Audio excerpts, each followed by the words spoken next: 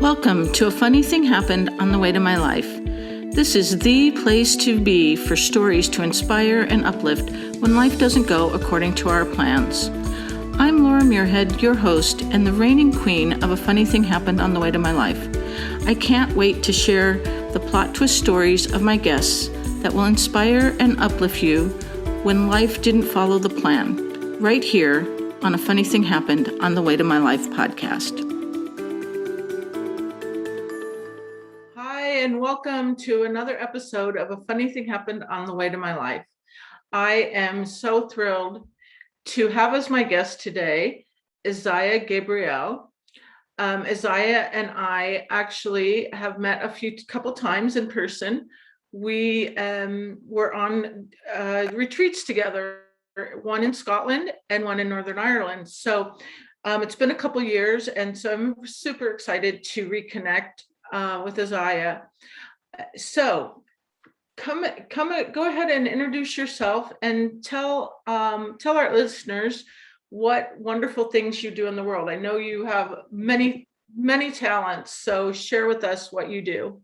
Hi, thank you very much for having me. Yeah, it's a little complicated to talk about me because one of my main definitions is I'm a too much woman. So I basically do too much and I have too many aspects to my passion and creativity. But let me try and just try and define. So I'm an artist. I'm a mentor, and I do something that I call Magico-Pragmatic inspiration. So that's also coaching. I've recently added a tech coaching to my business, a tech coaching aspect. I'm a goddess teacher. I'm a traveling priestess when we are allowed to travel. And I'm a sacred retreats facilitator. So I go around the world onto sacred spaces and sacred temples, and I create retreats for women, whether here in France, where I live most of the time, or in Greece, where I come from. I was born in Greece, and all my mother lineage comes from Greece, or around the world. I have a very strong connection to the UK and to Ireland. So what I do is I inspire, I accompany and motivate women to dare through change, to rise to an enhanced, upcycled, more colorful, happier version of themselves and create a new empowered life and business. And I was saying, I hold space for women who feel too much or sometimes not enough so that they can dare to take up their rightful place, shine their light, talk their truth, transform their life and the planet as a whole. So I've been working with the divine feminine for over 20 years, mostly offline, so in real life. But I've started working more and more online. I've worked in French for a long time. Now I'm only working in English. I've been doing women's circles, red tents, artist workshops, and the like. And I mostly work with the Greek goddesses archetypes because I'm Greek and I'm kind of obsessed with these ladies.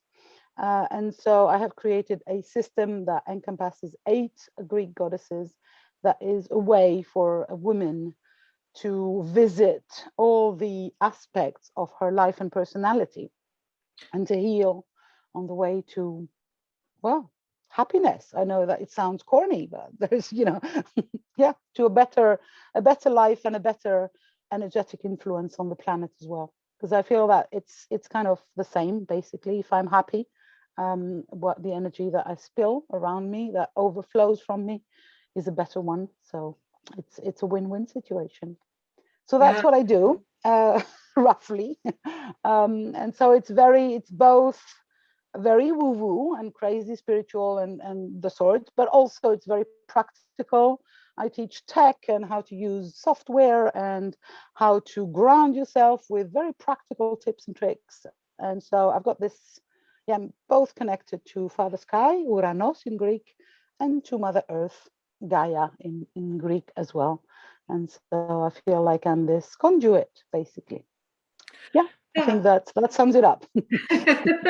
So, sorry. No, there's one thing that I should add. It is that what I do is I learn every day and I change and I evolve and I grow and I make mistakes. Yeah. And so, I mean, you're clearly multi-passionate, obviously. You have many things that you're able to, to juggle and to share with the world. You're also trilingual. Yes, I speak 3 languages fluently, and 5 if you push me. Wow. But I was born bilingual, or I mean, I learned Greek and French very, very early. And then I became trilingual with learning English because I was an English teacher for years. I was a bookshop keeper. I was a salsa instructor. I've been doing loads of things in my life. So many things, and I mean, you just shine your light everywhere. But Yeah. so, and this is where I think, there's so many things that happen, and I know you travel quite a bit, not only between France and Greece, but when before you traveled all over the world. Yeah, And I did. I did. And I moved a lot when I was younger as well. I lived in 5 countries. And when I was a child, my parents were hippies, basically. So I moved a lot with them. We lived in communes. And when I was 18, I counted, we had moved 14 times. So oh I my, know everything about being the new girl at school and making friends. And it has taught me to make friends all over and go towards people. Because when you change schools that often, you have to learn to make yeah, friends. yeah, I was an only child, so otherwise I would be completely alone. So sure. I learned that. And I've heard a few of your, I've read a few of your blogs that talk about, your parents and some of your experiences. But I know you have a couple of interesting experiences to share today, as for a funny thing happened on the way to my life. So, um, what what happened on your way? What kind of things took you a little sideways and Oh, it's changed? not a little, it's a huge sideways. So all my childhood, I was obsessed with becoming an actress. That was and not any kind of actress, please. I want to be a Broadway actress. I wanted to sing, dance, and act on Broadway. That was the big dream. And I was obsessed with it. I actually went to drama school. I went to singing school in France. But my plan was really very solid, and it wasn't a dream. It was really, I learned English just in order to be able to go. I was lucky enough to visit the US in 1980, yeah, something like that, 1981, 80, with my parents, and we went to UCLA. For some reason, I don't remember why, they took me there, and there was a drama department. And I actually, I bought the t-shirt and I thought, okay, this is where I'm going. I was 13 when I visited, but I was, really convinced that this was my path. Mhm. And I studied acting. I actually started becoming a professional actress in France. And then at some point, because of some family problems, my parents were in the middle of a divorce. I was 19 years old, and I decided to go and visit my dad. So one thing that I didn't tell you before is that my dad was actually, he died last year. He was of a Swiss ascent or descent. So I was kind of a mixture to start with, half Greek, half Swiss, and I've lived in France most of my life. So I decided that it was a real difficult situation. My parents were not having a friendly divorce, let's call it this way. I knew my mom was really sad, and my father had gone back to Switzerland. And I was at the time living with my mom in France, in the south of France, in a beautiful town called Aix-en-Provence. It has one of the biggest opera festivals in the world. It was such a beautiful place to grow up or to go to university. And I was kind of on the way with my acting career. I was doing little things in commercials. I was obviously not a mega star, like you can guess, but I was, in my head at least, I was on my way. I was getting paid to act, so I was good for that. But I thought, so I'd finished my drama school, and I had another year to go for my English, um, curriculum, to finish my 3rd year. And I decided to do it by mail. At the time they would send you all these documents. And I thought, okay, I'm going to take this with me. And I'm going to be traveling to Switzerland. I'm going to see my dad, spend some time with him, and kind of get reacquainted. I was really. It's funny because you'll see in the next part of the story. I was really convinced that I needed to reconnect with my dad at the time, that he was in no. It wasn't possible for him to reconnect with me, and so if I didn't go, we were going to just split apart. And I was 19, and I was feeling, it's a little young to decide that your father is an asshole and you don't want to see him ever again. Although, I was rather on my mom's side if there were sides to be taken. So I thought, okay, I'll go to Switzerland. I'll spend 3 months there with my English curriculum in my suitcase so that I can study. And then from there, I will go to Paris, find a few jobs, because acting in France is mostly in Paris. So whether it's in theater or commercials or even the movies. So I was going to finish the school year in Paris, and I was going to register to UCLA and leave the next September. So that's 1986. So in September 1986, I prepared a huge suitcase that was going to last me for a year, basically. I had a friend in Paris who was going to accommodate me for a while until I find my ground, and I will go to Switzerland. And there a funny thing happened. Very funny thing happened. I fell in love. I fell in love. So I was 19 and I met the guy who was going to become my future husband.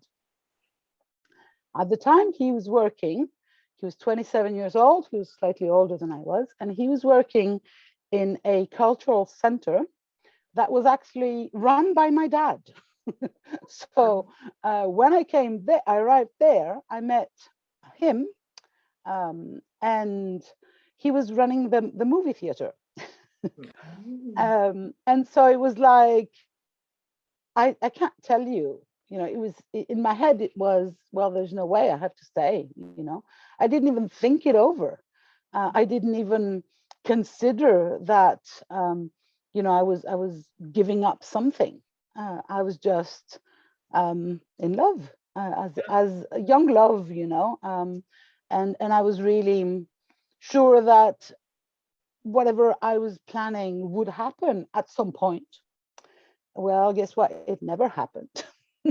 It never happened, because I stayed there not 2 months, but 2 years. At first I started working in this cultural center, and there was no one to work in the bookshop. So I took the bookshop over. I've always been a bookworm. I love reading, and I'm kind of obsessed with what we call foreign literature, so not French literature. And so I kind of, fully enjoyed being this bookshop keeper. And I learned everything about bookshop keeping over the course of 2 years.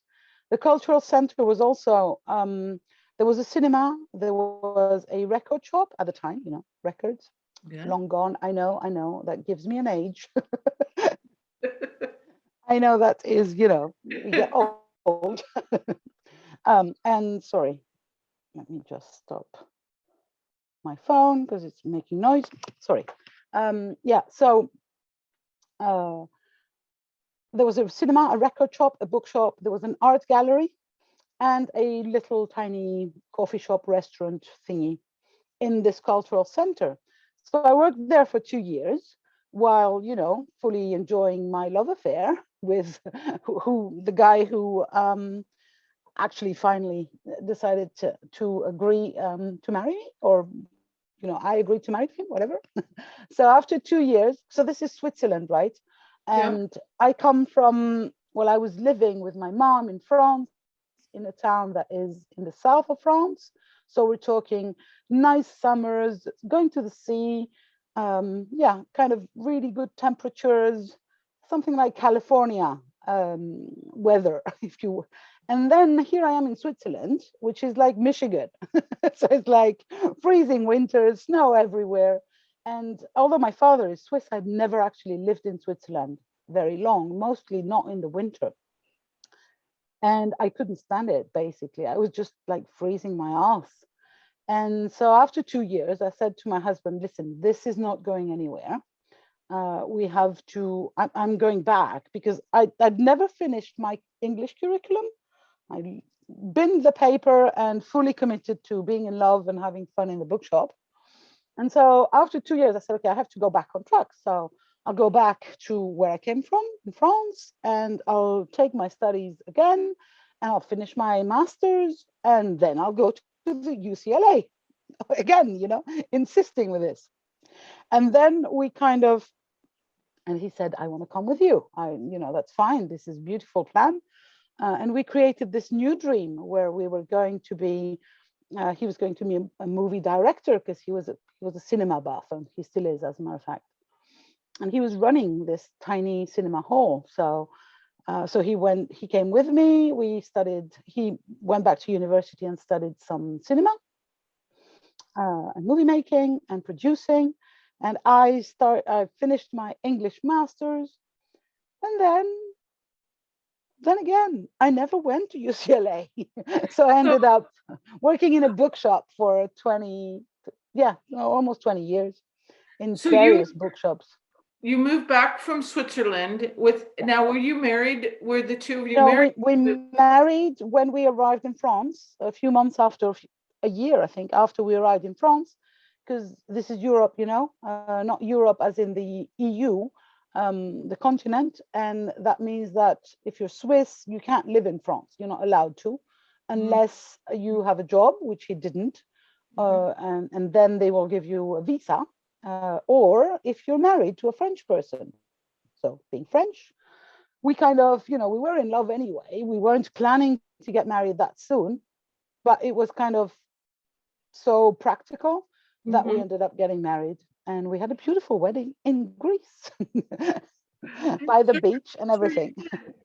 So it sounds like to me that even though like you still had this focus, you still had this little bit of a dream that carried through for quite a while. And even with your, soon to be husband doing the cinematography stuff and the movie things that he was doing, that sort of fed into your dream as well. Absolutely. It was, I actually finished my master's in English literature, and I wrote a 270 pages memoir about Bob Dylan.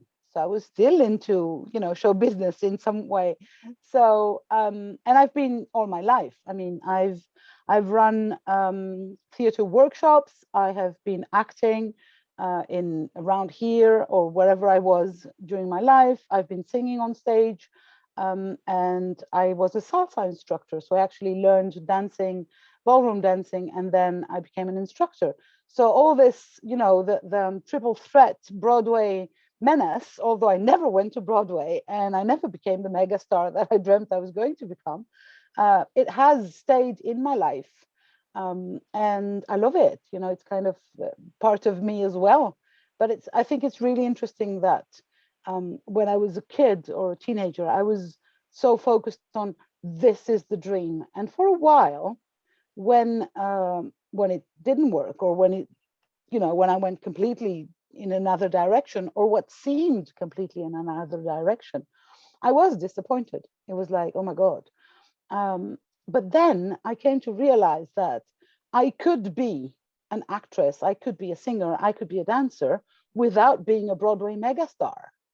And the dream could exist with me fulfilling this dream of being on a stage and having fun and enjoying myself. And it didn't have to be, it's like for me when I was a kid or a teenager mostly, watching all the movies. I was a movie buff, and I was watching, Grease and Flashdance and Fame, and that was just my complete crazy world in my head. And it was like there was no other there was no version of the dream. There was this one color, let's put it this way. And I'm so happy, as a matter of fact, that albeit being completely sidetracked, this dream has come true. And I live in the middle of nowhere in France. But there is one pub, an Irish pub, that is an hour away, half an hour away from me, and I go there every month, and they give me a microphone, and I sing live for a couple of hours, and I'm having a blast. Basically, people like it. I even get paid for it. So it's like, yeah. So another version of the dream. Plus, I gained a husband. 35 years together and 2 kids. Yeah. So there's that. Yeah. Yes, So there's that. now, when you say that you were disappointed, do you feel like you were disappointed in yourself, or were you just disappointed in No, I don't that think I bigger was. dream? I think I was disappointed. I wasn't disappointed at myself. It was more of a, oh, it didn't happen. The bigger picture of the thing. And Right. it did take me a few years to realize that I could still um, make mine, own the bits of the dream that were important to me, i.e., acting or helping other people to act. So I actually run a few theater workshops, both when I was a teacher, so at school. I also run a choir in my school, in various schools that I worked in. So I kind of, um, it's like the tapestry wasn't the one that I planned, but I still have the threads, if that makes any sense, Yeah, and the threads absolutely. of life, still weaving the same. I believe that we don't change completely. We evolve, we grow, and we create a new way of being who we are, basically, and expressing more of ourselves. It's I agree with you, and I think it's really interesting because in my podcast with my last episode with Carol Lee, she talked about that, the pulling the threads together and weaving, a fabric of your life, and that's really what you did. You still kept the threads or kept the tools, and all the tools that you have carried with you are obviously serving you in a really beautiful way. Even I would imagine, even with your retreats and your Absolutely. We all of actually the things that sing during the retreats. We sing mantras, and I run a small choir, let's put it this way, So it's kind of, we still do that. And it's, I think it's a question of um, getting older. I feel like every facet of my personality gets to be enlightened. So first I get to discover it, and then to make it shine, and share it with the world, yeah. so that being, for instance, I've been working with the divine feminine, which is, I say I've been working with the divine feminine for over 20 years, and people say, what does that mean? And it's a question of, I had a husband and 2 boys, so I was in an isolated house in the countryside of France, which means basically I had no girlfriends, and I was feeling lonely. Not lonely because, I was working as a teacher, so it was kind of really tiring work here in France. You work long hours, and you don't have that many possibilities to really socialize in the middle of nowhere here. So it was like, plus I had 2 young kids, both boys, and I was exhausted. So I didn't have the energy to go on. And I thought, I have to connect with the feminine energy, because I'm losing it. I'm only discussing football and it's, you know, I don't want to be this person. So I did it for me. At first I started studying, and then I found red tents or circles or women's circles, and I tended, sorry, to them, to see how it would, do me good. Let's put it this way. And then I realized that one of the easiest way was to actually organize them and have women come to me. So it's like, yeah, we have to uncover where I think it's awesome. I feel very, very lucky that I get to uncover more and more of the things that make me feel good, and that I get to share them with the world.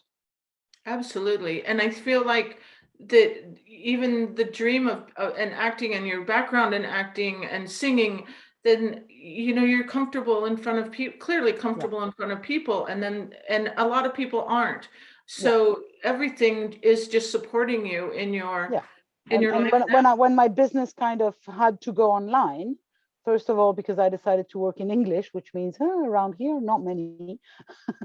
And also then because of COVID, um, what happened is the basic obstacles, let's say, is visibility. Oh my God, what are people going to think? How am I going to look on camera? How am I going to sound and everything? Which for me was, I'm lucky to say that, not an issue. I just don't care. I don't wear makeup. I'm fine like that. I know that I'm not your classic person on stage, on screen, and my background is busy because I'm the too much woman, and I'm fine with that. And it's like I had this training as an actress, that you just go on stage, you do your best, and people like you or they don't, and that's a fact of life, and you can't change anything. But basically the fear had gone many years ago. So it was like, okay, when my mentor said you have to go live every day, okay, take a breather and go live on Facebook every day, and we'll see. And of course, some people will like it and some people won't. And I can thank my acting training background for that, for also, daring to do it and just being okay with whatever it looks like. And yeah, I read this book many years ago now, the four agreements, the four Toltec agreements. Yeah. Um, my discusses the idea that one good way to make sure that we'll be okay is to do our best every day. And if my best is not enough for you, tough luck. I can't do any more than that. Yeah. So I go by this rule and I try to do my best. Sometimes it's good enough for people, sometimes it's not. And that's all right, because there are so many people looking for people to connect with, and I might not be a person, and that's fine. It's So, just it's just a matter of owning yourself, like just being so comfortable in yourself. yeah. And and I love what you're saying. Like, obviously none of us are for everyone, No. we can't please everyone. So as long as we are, like you said, are comfortable in our own skins and are owning, you're owning the too much woman. Like, I think a lot of people, a lot of women can identify with that, where you've been told you're Yeah. too, oh, you're just too much. Yeah. You are just too much. And it's amazing. I'm sure a lot of women Well, can it identify with I wasn't. That's another thing, that a funny thing that happened. I wasn't planning anything around this too much woman thingy. One day I was annoyed because I read something on the internet, or I posted something, I don't even remember. And then one of the comments got me jumping with my pen, because I write with my pen and paper. I'm not a computer person. Oh, but I teach tech, but when I'm writing, I can't write with seriously. When I write poetry or my blog, I write on a paper. And so I grabbed my pen, and it was just like a rant came out. Yes, I'm too much. I'm too loud. I'm too emotional. I'm too opinionated. And I don't intend to change. I don't intend to fit in. And, I know that some people are not going to like me, and that's fine. And I just hope that everyone could go into this space where we agree that it's okay to have people not like us, for whatever reason, because there are other people who love us, and the more we are who we are, the more the people who love us will find us, because we shine this particular color, this particular light, that is unique, and that is for me made of so many funny things that happened on the way to my life, because I feel like, I was and I'm a searcher. I told you I'm a bookworm, so I love learning new things and being curious. So at some point I had some issues with my menstrual cycle. It was really weird. After having my second child, it was like it was feeling weird. So I thought, okay, let's get some information. How does this work? Because I'd been growing up as a woman, obviously, and yeah, you menstruate, but I never had any proper explanation, neither of the energetics and symbolics of it, nor of even the practical things. My mom was just like very liberated hippie person. She handed me the Tampax, and that was it, basically. There wasn't any conversation around it.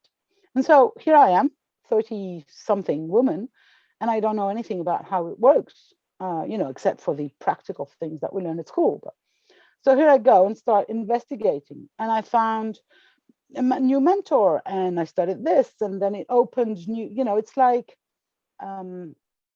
it's like when you take an exit on the freeway, and suddenly there's a new town, and there's 25 new possibilities to go and visit other towns. And then it's like, oh, okay, well, I've left the freeway now. So it's like, it's like, okay, let's visit here, since I'm here. And maybe I will go back to the freeway, or maybe not. Maybe I'm just lost in some, not lost, but discovering some new things in another direction. And for me, the divine feminine has been really like that. It was like, I need to learn more about this thing. I feel disconnected from my own body. How do we do this? And so that might be another funny thing that happened, on the way to my life. Yeah, you've had multiple things that, our path, it just, the more I talk to people, that our path is not a straight path. Yeah. It's winding. Sometimes it's up and down, but there are just all these things that a funny thing happened on the way to my life. All these different experiences lead us, I feel like, like you said, the more I talk to people, lead us to where we need to be. I think yeah, it enriches, you say that? It makes richer. Our experience of life richer and bigger. And and if I try to just stay on the planned course, it's like I'm closing my eyes to whatever possibilities can arise. And I believe that change is the one thing that is constant in life. That the only moment when change does not happen is when we're dead, basically. I believe that everything that is alive changes all the time. The cells in our bodies change every 3 months. So it's like we have a renewal possibility that is permanent. And the kind of the invitation of the universe is change, and find new ways of expressing yourself, of getting happy, or meeting new people, or meeting less people, or getting rid of things in your life that you don't want anymore, things or people or relationships. And then it's like, if I just close, to all of that and say, no, I just want to be on track, I think it's a reduction of the possibilities and of the joy that is available. I believe in the joy of discovering new stuff. And I do understand when I say that it is, or it might be very frightening to face change, because all kinds of change. Because we're discussing here, like, the funny things that happened on the way to my life are all positive things, but sometimes they're not. And I have another one, which is way later. So this same guy that I fell in love and that sidetracked me completely from the acting job, in 2017, the 28th of September, I had to call an ambulance to get him to the hospital. And because he was very, very, very sick, I hadn't realized, we thought he had big bronchitis. Do you say that? Bronchitis? But in fact, it was a double pneumonia. And he was actually put in a coma, for almost 2 months. Wow. And he was in danger of dying for at least 1 month. So for every daily I was calling the hospital, they said, don't come, because it's he was in ICU completely. We couldn't see him anyway. I saw him once a week. And then he was in a coma for a month, during which they resuscitated him as in daily. It was like, and we didn't know if he was going to make it or not. It also came, well, I understood there because the doctors told me something that, sometimes you have the things right here and you don't see them. But my husband had and still has some part of a problem with alcohol.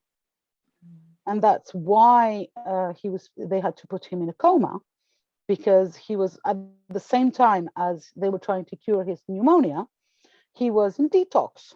So he had all the how do you say, the removal syndrome symptoms, and so it was really dangerous.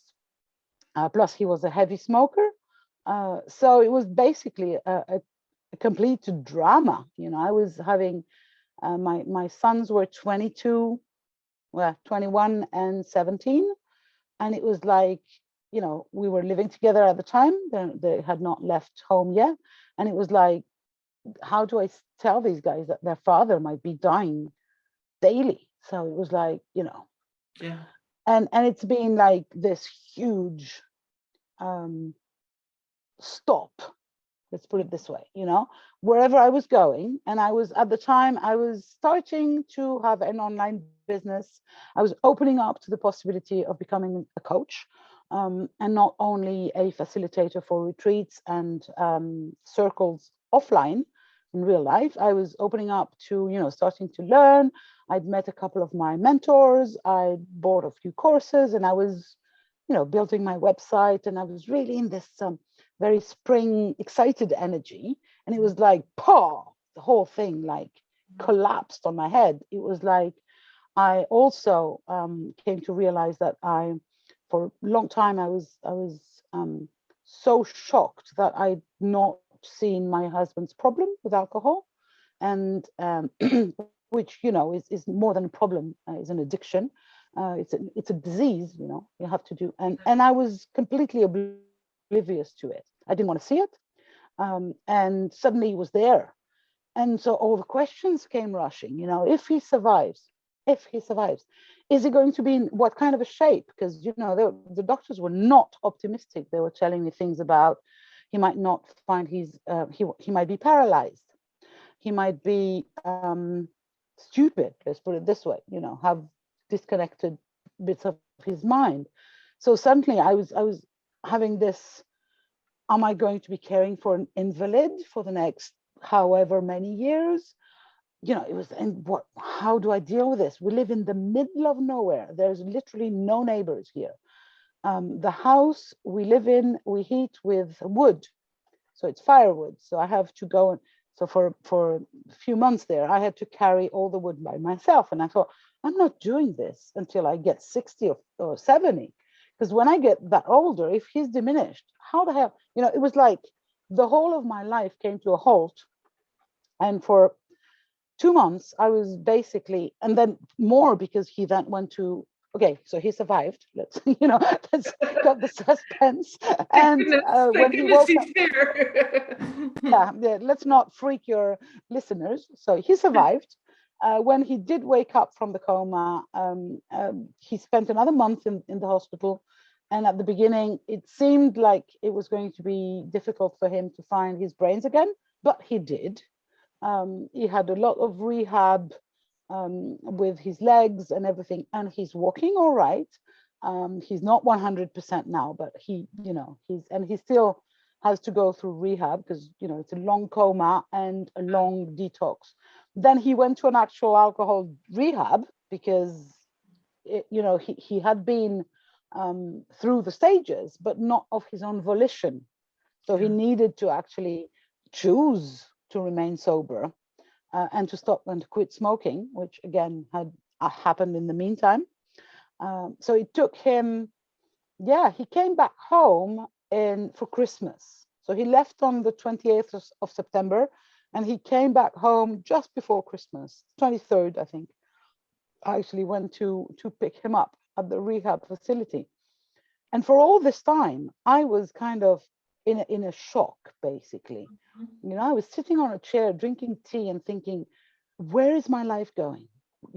Like all the choices had been removed from me. One of the things that I thought, it was a reaction. It was something like, pushing away or pushing back at the world that I felt was so unfair to me. He was like, okay, I'm going to divorce the guy. And I'm going to be this horrendous person that divorces an invalid and, you know, big bad wolf, big bad woman. And I even discussed it with him when he was awake again. And we went very far into the process of, you know, having this conversation up until the moment where my youngest son said, okay, guys, I see that there is no hatred. And indeed, there wasn't any hatred between us. Is it possible that you guys wait for another year until I finish high school? And then I'll leave for university. You can sell the house, get a divorce, you know, and we agreed to that. And then the funny thing happened. We changed our minds again.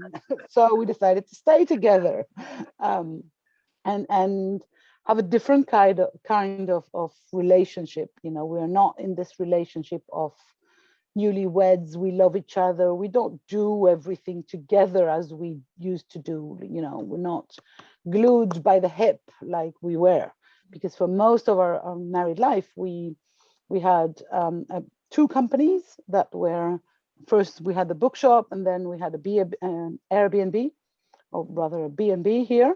And both companies, we worked together in it. So after the episode, let's call it this way, we decided it's not a good idea. We should separate business life from family life or from couples life. So we are, you know, evolving as a couple as well. We're changing, but it's you know, it kind of put everything in perspective. What the hell do I want from my life? What are the important things? Am I going, you know, is my business something that I want to be running over everything else? Or am I going to be a mom any longer? And then this question by my son, or this demand that he made for us to wait for a year, he was like, oh, but that means that in a year, he is giving me, my son is giving us permission to not be parents anymore. As in, not parents, of course, I'm always going to be their mother, and I love them to bits, really. I just spent the whole day shopping with my son today. So, Nice. university stuff, you know, Yeah. winter coats and shoes, and, you know, the expensive stuff that he still doesn't have the means to. So I love my kids to bits, but I am not, I can say now, which at the time when this incident happened, it wasn't there, but I saw it coming. I am not first responder anymore. Mm-hmm. When my kids need something, when there is an issue, they don't call mommy anymore, because they're 20 and 25. So basically, they're grown-ups. You know, by the time I was 20, I was with my future husband. So it's like, yeah, they have, and again, this funny thing happened, that I used to be a mom, a full-time mom in my head and in my heart. And now I'm not anymore. So there's this opening of possibilities. Who do I want to be? What do I want to do? In the meantime, obviously, or, you know, obviously, I think it's obvious, but that's me. During this episode, my bleeding stopped. So I stopped menstruating, because basically it was like, okay, my husband, the love of my life, is not the person I thought he was going to be. And I don't want to have kids anymore with anyone else. So let's stop the bleeding. So I thought I had menopause, basically. Kind of suddenly, I thought, okay, emotional shock, you get into early menopause. Wrong number. I didn't bleed for 2 years, but then I bled again. So it was like, okay, learn things about your body. So it's been, yeah, funny things happen. Some of them are really huge. This episode taught me one major thing. It is that it's never set in stone. Whatever is never set in stone. And it taught me gratitude, to daily remember the freaking luck that we have to be alive, to have our kids or our parents or our partners to have a house of our heads to, everything seems like so precious. And so, yeah, so also so light, as in it can change from one minute to another. And yeah, it made me optimistic. If even more, I always was an optimist, but it made me optimistic, as in, also if you can recover from something like that, it's like really gave me faith on this idea that the universe, God, what we call divine, is never going to send me things that I cannot handle. And although I was in a shock for 6 months and I didn't, I think I needed this time to process. And what I did is the first thing I did after I started doing again, so for a few months I didn't do anything. I was lucky enough to be supported by my family. I mean, my mother and my aunts, all the Greek smala or a tribe came to my rescue, let's put it this way. My mom actually came to live with me for 6 months. Wow. And in the meantime, when I started working again, when I started, I needed to get out of this trance where I was, I actually did things with my hands. And when I met you, and you were discussing all this pottery thing, and I thought, yeah, I should have done that. But I wasn't in this condition. So what I did is I created notebooks with paper, with recycled paper, and I created something like 4,000 of them. So I really, spend my days move my hands, thinking too much, and it put me back into a life process, into something that was alive and not stopped or frozen. So that the body took me back to my life, let's put it this way, and the creativity in my hands, which was completely disconnected with my brain. My brain was obsessed with, is he dying, basically, and then is he going to recover, and how is my life going to go? So all this was going on there, but my hands actually took over, and yeah, they brought me back to me, basically. And doing those amazing notebooks that actually I sold time, which I closed now because I can't be bothered now to do that. So another thing, I changed my mind. But at the time, it was really my hands, or the creativity of the body, that was asking to be heard, and taking over. So yeah, many things happened on the way to my life.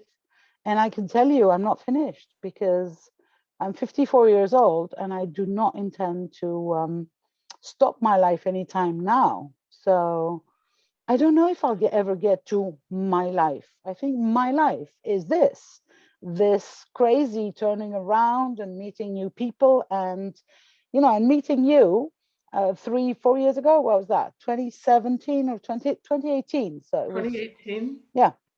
Yeah. And then here we are, discussing on a podcast, and and who knows, what's, and I think that's the exciting thing, that It's, more funny things are going to happen on the way to our. yeah, it's the evolution, right? It's just the evolution. And the thing is that, again, when you're talking about the creating with your hands, on both retreats, you were constantly making things with paper and making stars. I have multiple stars in my house in New Jersey. I have them. I still have the stars that you were making, and they're on my shelf there. And but you were constantly, as we're all talking at the retreat, or there's kind of quiet time, you were constantly making things. And this episode with your husband as well, I mean, I can't imagine, but it had to have been, like you said, it was just a full stop to Yeah, everything. it And was everything literally a had to pull. change. Yeah, and this thing really, what it shed some light on is the power of literally, first of all, deep rest. It's like, like, literally stopping everything. Because we talk about stopping everything, but we don't. We end up fake stopping. So yeah, I'll stop everything, but I'll still keep going on this thing that. So there, I was lucky enough to be able to stop. And so the first thing that came then was distraction. So I needed to distract myself from my thoughts. So I rushed to the place where I know I'm going to be distracted. So I watched movies like a crazy maniac person. All the happy movies that I could find, the singing, dancing movies. I went back to the 1940s musicals and watching Gene Kelly and having crush on dead people, but basically, kind of distracting myself from my brain, because I felt, and that's why I think the rest of my career, let's put it this way, has turned out the way it is. I felt that the brain is so friggin' powerful in our society. We give it the brain or the mind. It's so taking over so many things, but it doesn't have solutions. At this minute, I was stuck in this loop of, is he dying? Is he not dying? Is he dying? Is he not dying? And that my mind could not fathom any solution to that, to get out of this. So I had to find other ways. So the first one was distraction. And then very, very soon, it was like, I need to be doing something with my hands and letting the body. And I teach that art is a meditation, that whatever you do, and I believe pottery is, I've done a little pottery in my life. And I felt this connection to this empty mind, silence of the mind, which was really, really good, really good. So paper. So, and I had well, I'm a bookworm, so I create things with all. Yeah, mine is unstable. Hopefully, you've caught everything I said. It was a little bit. It was a little bit wonky there for a minute. But I think what you're talking about is just the creativity, and for so many of us, the outlet of creativity to let. And for some people, it might not be art. It could be music, or it could be running. Could be gymnastics. It could be whatever it is that allows you. Cooking. Yeah, cooking. Absolutely. Like for reconnecting. For me, it's like I teach that all the creativity to the god Demeter, who's the goddess of fertility and creativity, and it touches every place in our lives. And as women, if we disconnect from that creativity, or if we only confine it to the fertility, make babies part, we are in trouble. Yeah. We're in trouble for that. And there are other years, right? And we're not dying when we stop bleeding. So what happens then is so interesting. We get to learn more and different ways of expressing. And what is being creative is just anything that you express in the world. So it can be singing, dancing, it can be walking in your garden, and gardening, awesome. I love that, Amazing. cooking, anything that is not there and then suddenly it is. And that's what you created. So you can also extend this definition of creativity is the way we create our lives, every day, funny things or no funny things, how every step that we walk on the path to our lives or to the end of our lives is a creation. Which direction do I go? What do I take with me? Do I buy a candle to accompany me on the journey? Do I have books? Do I have, how do I open my mind to new things? Every day can be a creation. And so I believe that creativity is ingrained in our bodies, and we just have to allow it. I also believe that if we really take the time and the specific space to be in a kind of meditative state when we do those creative activities, it's so much more enriching for and bringing so much more joy. You know, like if I cook, I'm going to be cooking. I'm not going to be watching TV at the same time. I'm going to be cooking. And I might be listening to music because music is something different. I have this connection. And I might be singing like a crazy woman in my kitchen, but I won't be, you know, or maybe there are friends and we'll be cooking together. I'm not saying that you have to be, but there's also there's a complete joy to find in peeling potatoes. Let's put it this way, or even doing the washing up. Yeah, You know? yeah. Well, and I also love that, you know, I love that in your story that your son, it seemed like your son was a little bit practical there and said, could you just wait for a minute? And when you agreed to do that, the evolution of your, I mean, clearly the relationships have evolved as well. Yeah. I mean, and they do. Like, of course they're gonna, like, we can't have the same relationship that we had when we first met someone, or we don't have the same relationship with our kids as when they were 3 years old. Obviously, You know, because the people evolve. It's very visible with kids, right? Our kids grow up. So obviously, you know, when he was 3 years old, or when mine were 3 years old, we didn't have the same conversation as now.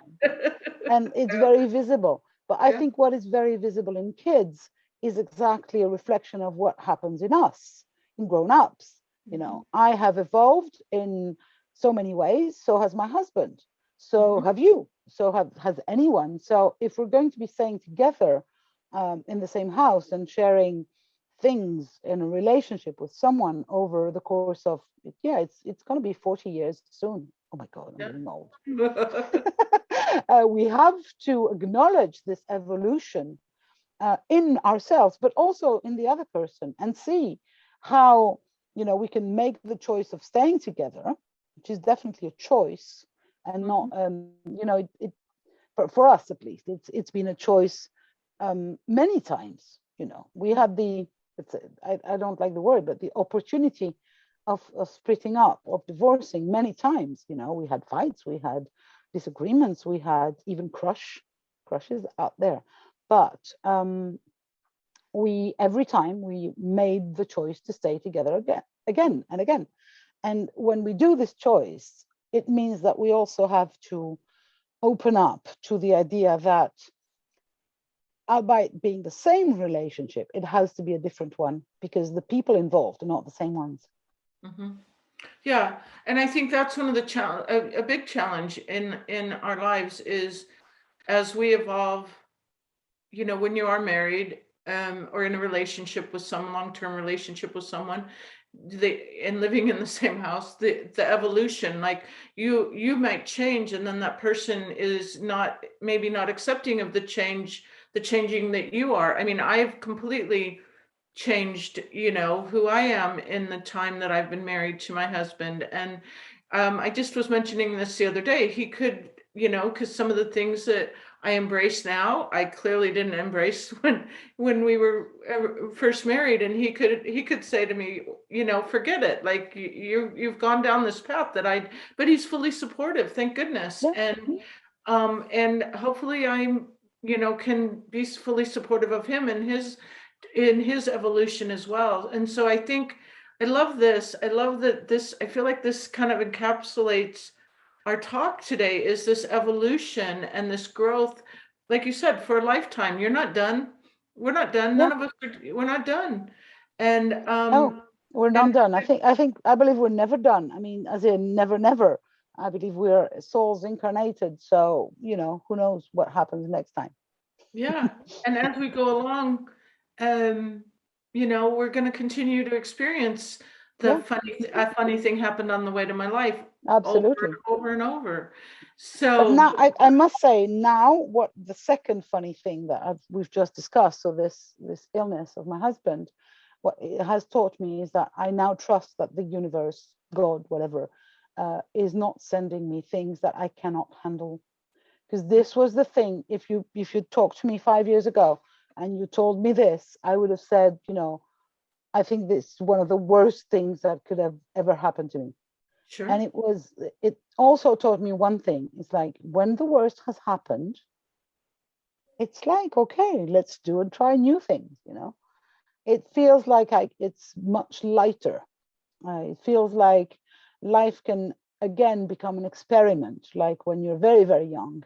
And it's like, oh, let's try this thing because, you know, shit happens. And sometimes shit happened very deeply. And I'm still here to talk about it. So let's try things, you know. And I think the fear of bad things happening has diminished a lot for Yeah. me, at least. I feel, Yeah. you know, I know that you've been through kind of a dramatic process in that respect as well. And I think that, you know, after that, it's like, hey, I'm still here, you know, so who knows? I agree with that, that when the big things like that happen, the things that you kind of talk about, like, oh my goodness, if that ever happened to me, you know, and when it does, when you do wake up at, you know, 3:30 in the morning and your house is on fire, Yeah, you know, and that is one of the big inspirations for you know, having this podcast and talking to my guests, is that, you know, the house did burn down.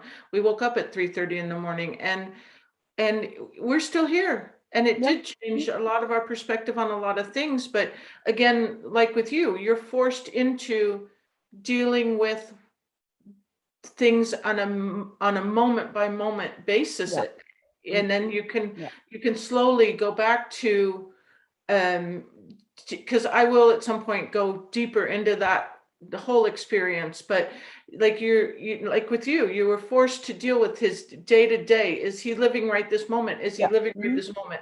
And what about my boys, and what are we doing? And but then you can eventually, I guess, the calm back down into your life in a way, like calm back Yeah, down. it's kind of like, oh, here's the thread that, you know, this was one of the threads of my life. Okay, let's grab this other one there. And it's this very slow process, I think, of getting back onto not the freeway, because the freeway is long gone by now, It's but a gone. road that leads somewhere, you know, that kind of getting back into movement. You know, when you get a serious accident or something and you can't move for some reason. I actually broke my ankle when I was really young, and for 2 months or something, I was kind of bedridden or wheelchair ridden. And then when I started to move, it was like everything was painful, you know, and I was young, so it was not my old age. So it's like, but it was really painful, but still I felt, you know, like put some oil into the wheels, and then yeah, you start slowly, it starts like, oh, I'm alive. Hey, after all, I'm alive. Yeah. And yeah, we'll figure it out, you know, from there, you know, we'll figure it out. So I think the funny, not so funny things that happen are actually giving us a lot of strength, Yeah. and for me a lot of faith into myself, that Mhm. I could survive this and Mhm. even thrive upon it, you know, like, you know, and not be completely destroyed, and a lot of faith into the fact that if I believe that I create my life, well then I don't intend to create more shit for myself, if that's possible. I could, you know, I could create some funny things to happen on the way to my life. Like, I don't know, let me become a millionaire, for instance. That would be fun. There we go. There we go. Yeah, create the good stuff. Yeah. Yeah, and it is. I think this is it. The, you know, the evolution, the growth, the when you're faced with, you know, with things that are really fearful, and we not only get through them, we thrive after that. And Yeah. that's just it. That for me is the exact message of a funny thing happened on the way to my life. And I love your stories. I think let's before we wrap up, I want to have you tell people, is there something you have going on right now that you'd like to share as far as offers, or just, you know, where they can find you on your website or Facebook? Or, I mean, we'll put it in the show notes, but is there Yeah. anything in particular that you would like So to share with the listeners today? um well, I think that the best thing is to share my website because everything is on there. So Mhm. my name is Isaya, and my website is Isaya Bell, the BELLE.com, and everything is in there. So you'll find one-to-one packages for coaching or mentorship, both on woo-woo stuff and on tech. You will find some courses, some online courses that I have. And you will find the amazing goddess quiz that you can take and know which goddess do you need more of in your life, which is free, by the way. And then as far as socials is concerned, I'm Isaya Bell all over the place. So you can find me on Facebook, Instagram, basically everywhere, even where I'm not. I'm just saying, hey, this is me and don't look for me there. I'm both, let's put it this way, I'm mostly a Facebook girl. This is my jam, so I go there, but you can find me all over. And on my website, you will find everything that I do. It's like my life. It's a work in progress, so it's never finished. There's new stuff going on every now and then.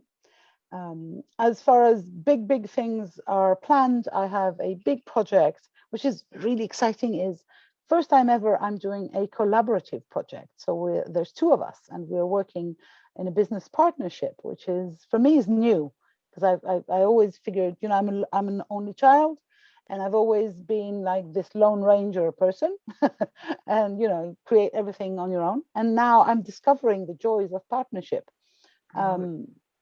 Which is amazing. And so, but I'm not telling you anything about that because we're waiting until the new moon because we're these woo persons. But basically, it's a project that is going to be helping women over the course of 6 months to go from, oh my God, I want, need, desire an online business to I have one and I have an audience for it. So it's like, how do we walk from you know, this stage where, you know, some women are and I should have specified maybe earlier on, I work exclusively with women because I feel like I know what the hell I'm talking about. Not that I have anything against men, as we are saying, I'm married and I love men, but for the work, so there's a lot of women these days online or who are trying to go online, but they know their stuff, you know, you're a hypnotherapist or you're a coach, you're an artist, you know your stuff, but putting your stuff online is learning a whole new set of things. So we're doing that. We're helping women on that, but also on the mindset that goes with that. Oh, I love it. A lot of fear around, you know, the online world, the tech and the trolls, and I'm going to be copied, and how the heck does that work? So this is a big project. It's going to be live in 2 days. So yeah, Friday, this Friday. How exciting. And it's called Her. Sure. Her Business Matrix. I love it. I can't wait. I know I've seen that you've been working on this, and I'm so excited for that for both of you, you and your collaborative. Yeah, I didn't mention Chris. Chris Wallace is my business partner in crime. And it's so interesting that, you know, again, you know, a funny thing happened on the way to my life, and maybe we can finish with that. I didn't know Chris 6 months ago. So it's not like we were friends and we decided to go in business together. It's like things happened, and we happen because she had a title and I had a software that went well together. So we created this thing, and then it existed. So we created an online summit, basically. And then it existed. And then we thought, oh, maybe this is a business idea. So it's like completely a funny thing happened on the way to my life. I mean, if you would have asked me 6 months ago or you know, in the beginning of 2021 that I would be doing something like that, I would have said, nope, I don't know anyone to do it with, and this is not my jam. And here we go. A funny thing happened.